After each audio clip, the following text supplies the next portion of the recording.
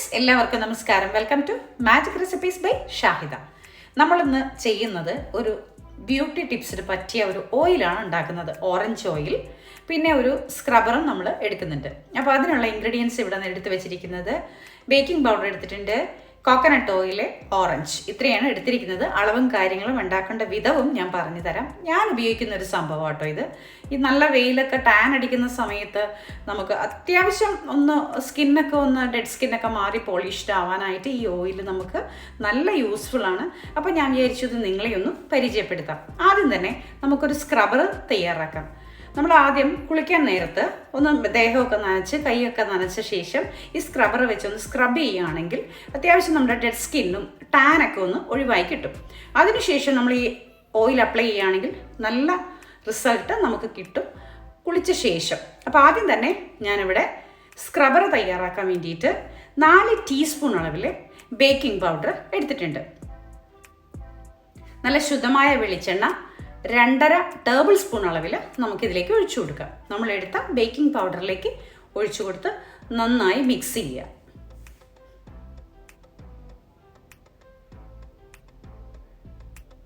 കേട്ടോ, ഇത് നല്ലപോലെ മിക്സ് ചെയ്ത് എടുക്കാം. ഇതിന് ശേഷം ഇതാണ് നമ്മൾ സ്ക്രബ് ചെയ്യാൻ ഉപയോഗിക്കുന്നത്. അപ്പോൾ നമ്മൾ ഈ സ്ക്രബർ ഉണ്ടാക്കിയ ശേഷം മാറ്റി വെച്ചു. ഇനി നമുക്ക് ഓറഞ്ച് ഓയിൽ തയ്യാറാക്കേണ്ടതുണ്ട്. നമ്മൾ ക്രീമൊക്കെ പരട്ടുന്നതിലൊക്കെ ഏറ്റവും നല്ലത് നാച്ചുറൽ ആയിട്ടുള്ള ഓയിൽ ഉപയോഗിക്കുന്നതാണ്. അപ്പോൾ സ്ക്രബർ മാറിയിരിക്കട്ടെ, ഓയിലും കൂടി ഉണ്ടാക്കിയ ശേഷം ഇത് അപ്ലൈ ചെയ്യുന്നത് എങ്ങനെയാണെന്ന് ഞാൻ പറഞ്ഞുതരാം കേട്ടോ. ഓറഞ്ച് ഒരു 4 ഓറഞ്ച് ഞാൻ എടുത്തിട്ടുണ്ട്. നല്ല നീരുള്ള ഓറഞ്ച്. 1/2 ലിറ്റർ വെളിച്ചെണ്ണ എടുത്തിട്ടുണ്ട്. നല്ല ശുദ്ധമായ വെളിച്ചെണ്ണ തന്നെ എടുക്കണം. ആദ്യം തന്നെ നമുക്ക് ഈ ഓറഞ്ച് എല്ലാം ഒന്ന് കട്ട് ചെയ്തിട്ട് അതിൻ്റെ നീരെടുക്കാം. പൾപ്പ് മാത്രമാണ് നമ്മൾ എടുക്കുന്നത്. ഒരിക്കലും ഈ ഓറഞ്ച് മിക്സിയിലിട്ട് അടിച്ച് നീരെടുക്കരുത് കേട്ടോ. ഞാനിവിടെ കാണിച്ചു തരാം. കട്ട് ചെയ്തിട്ട് നമ്മളൊരു അരിപ്പ വെച്ചിട്ട് വേണം ഇതിൻ്റെ നീരെടുക്കാനായിട്ട്. കുരുവെല്ലാം മാറ്റിയിട്ട് വേണം ഇത് ചെയ്യാനായിട്ട് കേട്ടോ. അതുകൊണ്ടാണ് നമ്മൾ അതിൻ്റെ അല്ലികളും അല്ലെങ്കിൽ അതിൻ്റെ കുരുക്കളൊന്നും വീഴാതിരിക്കാൻ വേണ്ടി അരിപ്പയിലേക്ക് നമ്മൾ അരിച്ച് എടുക്കുന്നത്. ജസ്റ്റ് അതിൻ്റെ ചാറ് മാത്രമാണ് നമ്മൾ ഇതിന് വേണ്ടിയിട്ട് ഓറഞ്ച് ഓയിൽ ഉണ്ടാക്കാൻ വേണ്ടിയിട്ട് ഉപയോഗിക്കുന്നത്. അപ്പോൾ ഓറഞ്ച് എല്ലാം നമ്മൾ നല്ലപോലെ കട്ട് ചെയ്തെടുത്തു. നല്ല നീരുള്ള ഓറഞ്ചാണ് എടുത്തിരിക്കുന്നത് കേട്ടോ. കണ്ടോ, ഇതുപോലെ അരിപ്പ വെച്ചിട്ട് അരിപ്പയിലേക്ക് നമുക്കിത് നന്നായി സ്ക്യൂസ് ചെയ്തിട്ട് അതിൻ്റെ നീര് മാത്രം എടുക്കാം. അല്ലികളൊന്നും എടുക്കണ്ട, നീര് മാത്രം മതി. 1/2 ലിറ്റർ വെളിച്ചെണ്ണയ്ക്ക് ഒരു 4 ഓറഞ്ച് മതി. നല്ല നീരുള്ള ഓറഞ്ചാണെങ്കിൽ 4 ഓറഞ്ചിൻ്റെ നീര് മതിയാവും. കണ്ടോ, ഇതുപോലെ നീരെല്ലാം എടുത്തു. നല്ല പ്യൂറായിട്ടാണ് നമുക്കത് കിട്ടുന്നത്. ഇതിൽ അല്ലികളൊക്കെ വീഴുകയാണെങ്കിൽ ഒന്നുകൂടെ അരിച്ചെടുക്കണം കേട്ടോ. ഇങ്ങനെ നമ്മൾ ആദ്യമേ തന്നെ അരിച്ചെടുക്കുന്നതുകൊണ്ട് അല്ലികൾ വീഴാൻ ചാൻസ് കുറവാണ്. എങ്കിൽ കൂടിയും ചെറിയ അല്ലികളാണെങ്കിൽ അതൊന്നുകൂടെ നമ്മൾ വളരെ അടുത്ത അരിപ്പയുണ്ടല്ലോ അത് വെച്ച് അരിച്ചെടുക്കാം. അങ്ങനെ നമ്മൾ ഇതെല്ലാം തയ്യാറാക്കി മാറ്റി വെച്ചു. ഇനി നമുക്ക് ഓറഞ്ച് ഓയിൽ തയ്യാറാക്കണം. അതിന് വേണ്ടിയിട്ട് ഇതുപോലൊരു കടായി വെക്കുക. ചീനച്ചട്ടി, ഇരുമ്പിൻ്റെ ചീനച്ചട്ടിയാണ് ഏറ്റവും ബെസ്റ്റ്. എൻ്റെ കയ്യിൽ അതില്ലാത്തത് കൊണ്ടാണ് ഞാൻ ഇതുപോലൊരു കടായി എടുത്തിരിക്കുന്നത് കേട്ടോ. നല്ല പോലെ കടായി ചൂടായ ശേഷം നമുക്കതിലേക്ക് ഓയിൽ ഒഴിച്ചു കൊടുക്കാം, വെളിച്ചെണ്ണ ഒഴിച്ചു കൊടുക്കാം. ചൂടായ ശേഷം ഇത് ഓറഞ്ച് പൗഡറാണ്.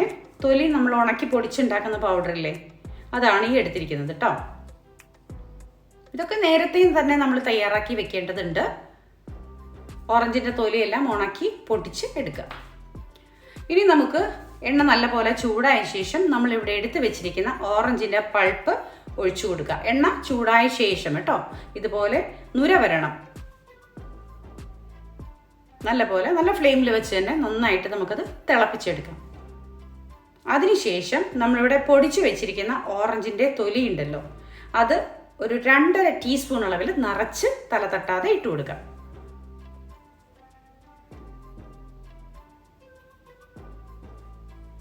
അതും കൂടി ചേർത്ത് നല്ല പോലെ ഉണങ്ങിയ ഒരു സ്പൂണിൽ ശരിക്കൊന്ന് മിക്സ് ചെയ്ത് ചേർത്ത ശേഷം നമുക്ക് തിളപ്പിച്ചെടുക്കാം.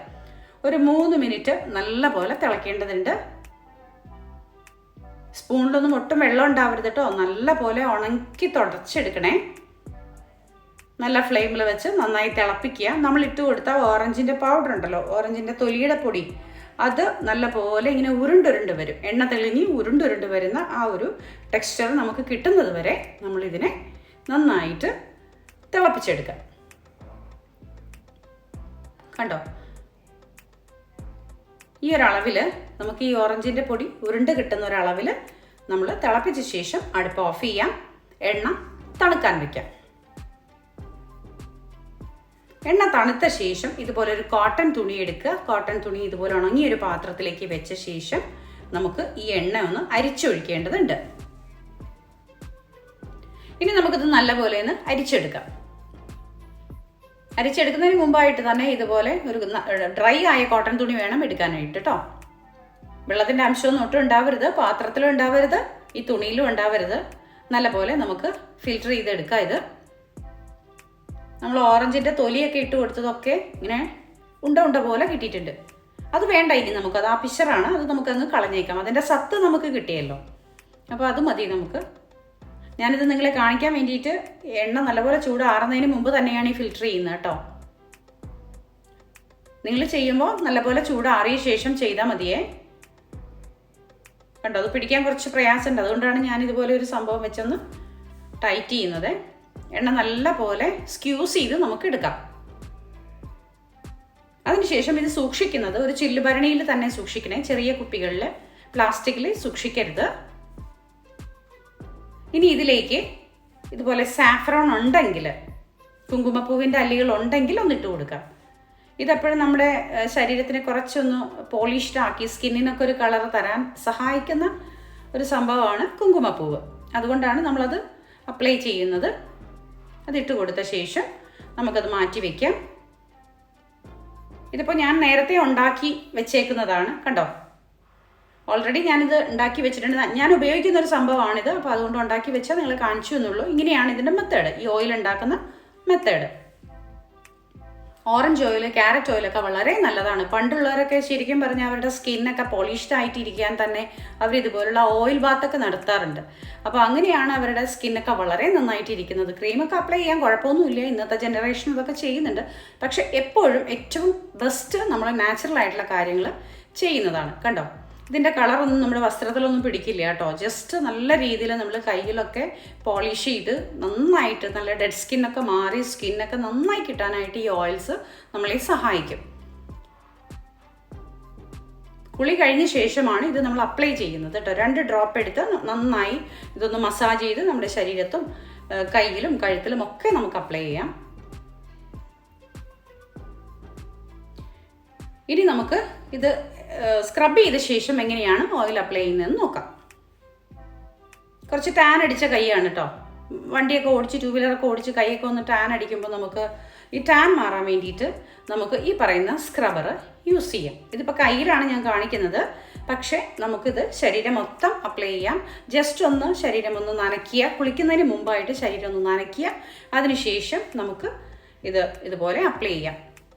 ഒരു 2-3 മിനിറ്റ് ഇങ്ങനെ സർക്കിളിൽ നമുക്കിതൊന്ന് സ്ക്രബ് ചെയ്ത് നമ്മുടെ ശരീരത്തിലെ ഡെഡ് സ്കിന്ന്, ടാൻ അടിച്ചത് ഒക്കെ ഒന്ന് റിമൂവ് ചെയ്യാനായിട്ട് സഹായിക്കും. ആഴ്ചയിൽ 1-2 ദിവസം നമുക്കിത് ചെയ്യാവുന്നതാണ് കേട്ടോ. ഫസ്റ്റ് യൂസിൽ തന്നെ നമുക്ക് മനസ്സിലാവും ഇതിൽ കുറച്ച് വ്യത്യാസം വരുന്നത്. ഫസ്റ്റ് യൂസിൽ തന്നെ നമുക്കിത് മനസ്സിലാക്കാൻ പറ്റും. ഒരു 3 മിനിറ്റ് നന്നായി സ്ക്രബ് ചെയ്തു. അതിനുശേഷം നമുക്ക് വാഷ് ചെയ്ത് എടുക്കാം. ഇവിടെ ഇപ്പം ഞാൻ നനഞ്ഞ തുണി വെച്ച് തുടച്ചെടുത്തതാണ് നിങ്ങളെ കാണിക്കാൻ വേണ്ടി. കുളിക്കുന്ന സമയത്ത് നമുക്ക് അങ്ങനെ പിന്നെ കുളിക്കാം. കേട്ടോ, ഒന്ന് പോളിഷ്ഡ് ആയിട്ടുണ്ട്.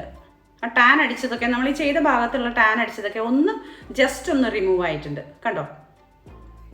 ഇനി നമ്മൾ കുളിച്ച് വന്ന ശേഷം ശരീരമെല്ലാം തുടച്ച ശേഷം നമുക്ക് ഈ ഒരു ഓയിൽ 1-2 ഡ്രോപ്പ് എടുത്തിട്ട് അപ്ലൈ ചെയ്ത് കൊടുക്കാം.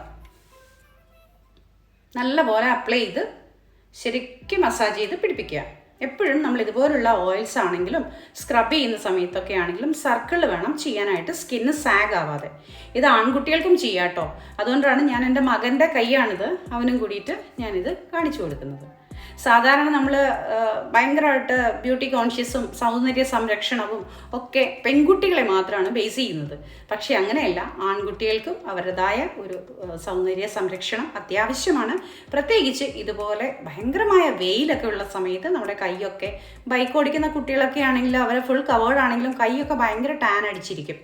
ആ സമയത്ത് ഇങ്ങനെ ഒരു കാര്യം അവർക്ക് ചെയ്താൽ, ഇതുപോലെ സ്ക്രബ് എടുത്തിട്ട് സ്ക്രബർ ചെയ്ത ശേഷം ഈ ഓയിൽ ഒന്ന് അപ്ലൈ ചെയ്തിട്ടുണ്ടെങ്കിൽ, കിടക്കാൻ നേരത്തോ അല്ലെങ്കിൽ കുളിച്ച ശേഷം റെസ്റ്റ് ചെയ്യുന്ന സമയത്തോ ഒക്കെ അപ്ലൈ ചെയ്തിട്ടുണ്ടെങ്കിൽ ആ ടാനൊക്കെ ഒന്ന് മാറി സ്കിന്നൊക്കെ നല്ല പോളിഷ്ഡ് ആയിട്ട് കിട്ടും. അപ്പോൾ ഇതാണ് ഇന്നത്തെ നമ്മുടെ ബ്യൂട്ടി ടിപ്സ്. ഇടയ്ക്കിടയ്ക്ക് ഇതുപോലുള്ള ബ്യൂട്ടി ടിപ്സുമായിട്ട് നമ്മൾക്ക് വീണ്ടും കാണാം. അപ്പോൾ നമ്മുടെ ഈ ഓറഞ്ച് ഓയിൽ ഒന്ന് എങ്ങനെയാണ് ഉണ്ടാക്കുന്നതെന്ന് എല്ലാവർക്കും മനസ്സിലായില്ലേ? ഇഷ്ടപ്പെട്ടെന്ന് കരുതുന്നു. ഇഷ്ടപ്പെട്ട ലൈക്കും ഷെയറും കമൻറ്റും തരാൻ മറക്കരുത്. സബ്സ്ക്രൈബ് ചെയ്യാത്തവർ ഒന്ന് സബ്സ്ക്രൈബ് ചെയ്യണം.